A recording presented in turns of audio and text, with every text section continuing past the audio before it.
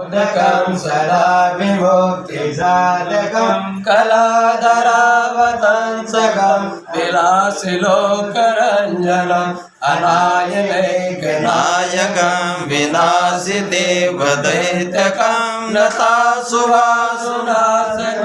नमामि ते विनायकं न पेतराभ्यपेकरं नभोदुराशरं नमासुरानिर्जरं नताधिकापतगुरं सुरेश्वरं गणेश्वरं गजेश्वरं गणेश्वरं महेश्वरं तमाश्रये परात्परं निरन्तरं समस्तलोकशङ्करं निरस्तदैत्यकुञ्जरं नरेतरोदरं वरं वरेभ्यभद्रमक्षरं कृपाकरं क्षमाकरं मुदाकरं यशस्करं नमस्करं नमस्कृतं नमस्करोमि भास्वरम् अकिञ्चनार्तिमार्जनं चिरन्तनोक्तिभाजनं पुरारिपूर्वनन्दनं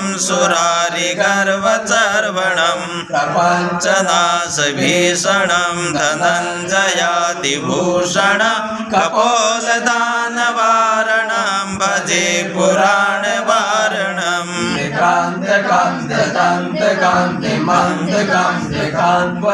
मचिन्त्यरूपमन्तहीनमन्तराय कृन्तकं हृदन्तरे निरन्तरं वसन्तमेव योगिनां तमेकदन्तमेव तं विचिन्तयामि सन्ततं महागणेश पञ्चरण्यमादरेण योर्वा प्रगायके प्रभातके हृदि स्मरन् गणेश्वरम् आरोगतां दोषतां सुसाहितिं सुपुत्रतां समाहितायुरष्टभूतिमभ्युपेति शोचिता सुधाकरं प्रमोदकं सदा विमुक्तिसाधनं कलाधरावतंसकं विलासिलोकरञ्जकम् अनायकनायकं विनाशिदेवदैत्यकं नतासुवासुनाशकं नमामि ते विनायकम्। महागणपते नमः। गणेश पंचरत्न स्तोत्रम् अर्पयामि।